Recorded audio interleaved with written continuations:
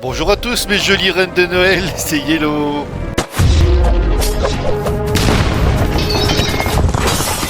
Ah, je m'éclate avec mes intros. Bon, on va commencer. Dans cette vidéo, on va dessiner deux visages de reines de Noël, une version cartoon et une version plus réaliste. On commence simplement par un trait vertical, c'est le trait d'axe, la base pour toute construction de visage de face. Puis on vient tracer un trait à l'horizontale tout de suite.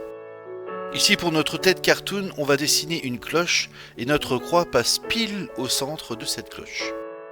Ensuite, on va imaginer un énorme sourire, un sourire tellement grand qu'il dépasse de la tête. C'est presque le sourire qui devient la partie centrale du visage, vraiment quelque chose de très imposant. Et ici, on va en dessiner le contour déjà. Surtout, n'hésitez pas à exagérer les formes. On est dans un cartoon. Le cartoon, c'est de la caricature. On grossit certains traits et on en rétrécit d'autres. C'est d'ailleurs une règle de la caricature. Quand on modifie une forme de visage, par exemple, en rétrécissant le haut du crâne, on grossit le bas. Ici, la mâchoire, au niveau de la bouche. Imaginez un ballon ovale, comme la forme d'une tête utilisé pour le réalisme. Si vous l'écrasez sur le haut, le bas s'élargit automatiquement. Et inversement, on peut aussi faire l'inverse en caricature, écraser la mâchoire pour obtenir une toute petite bouche, ce qui fait grossir le haut de la tête. C'est souvent ce qu'on voit dans les caricatures des hommes politiques. Mais ici, ce n'est pas du tout le cas, on est clairement dans l'effet inverse.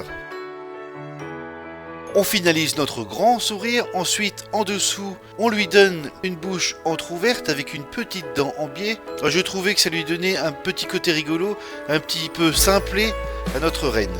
J'aimais bien l'idée. Sans oublier la langue qui passe derrière la dent bien sûr. Ensuite on vient y dessiner un bon nez bien ovale. Alors ici faites attention parce que je n'ai pas du tout respecté mon trait d'axe. Je m'en suis servi uniquement pour l'emplacement des yeux au départ quand on a dessiné la cloche et c'est tout.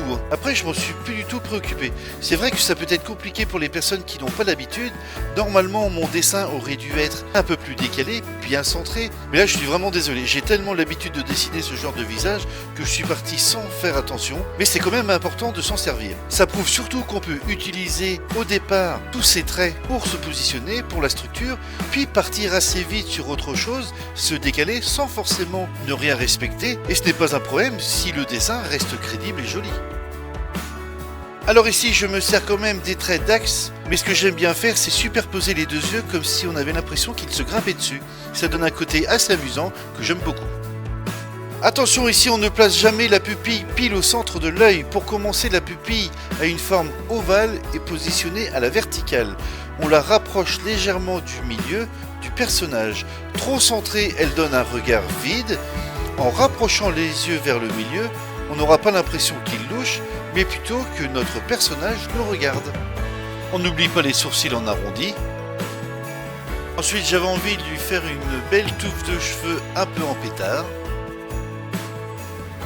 Pour les cheveux, retenez une règle simple, tout part d'un seul point. On choisit un point de racine et toutes les mèches viennent s'en échapper. Cette méthode rend immédiatement la chevelure plus naturelle et crédible.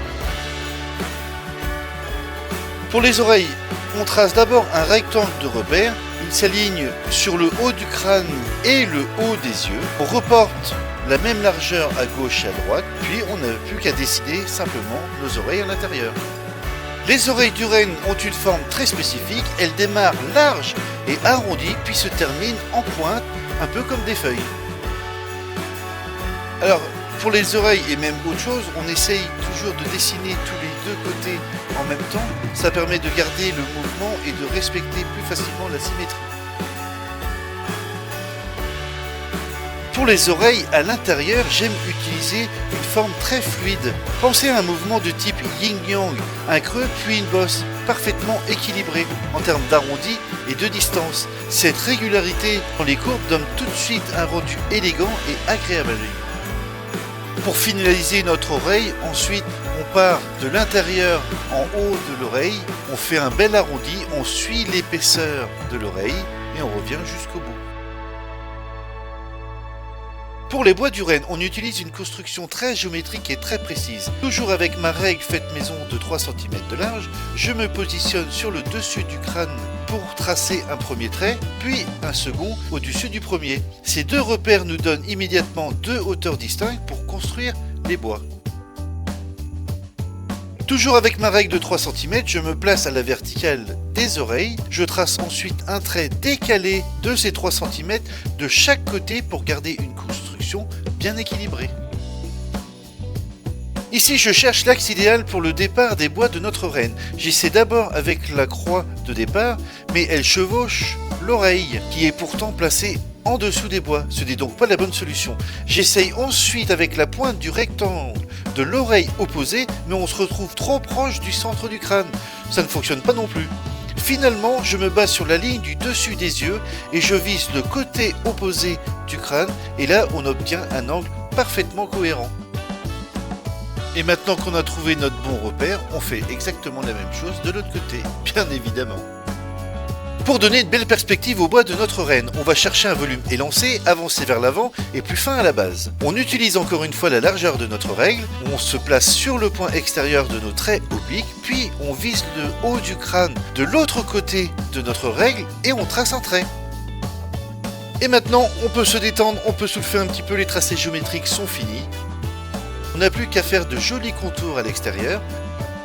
Ensuite, à l'intérieur, on va dessiner des bois très simplifiés. Il ne faut pas oublier qu'on est dans un style cartoon, on ne cherche pas à faire quelque chose de réaliste, donc on simplifie vraiment les bois.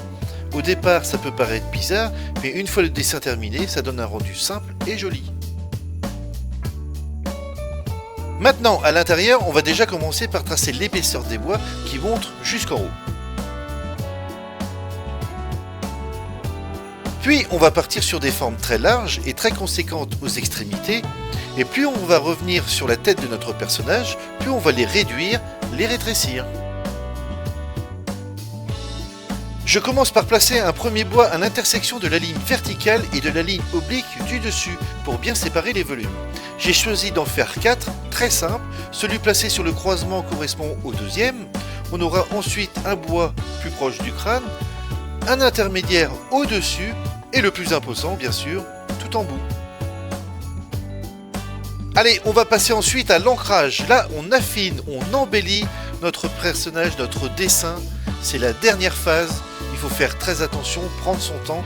Il y a encore beaucoup de traits droits, donc je vais repasser partout pour accentuer le côté touffu. Je vais créer le pelage de notre personnage afin qu'il ait un aspect plus doux, plus soyeux.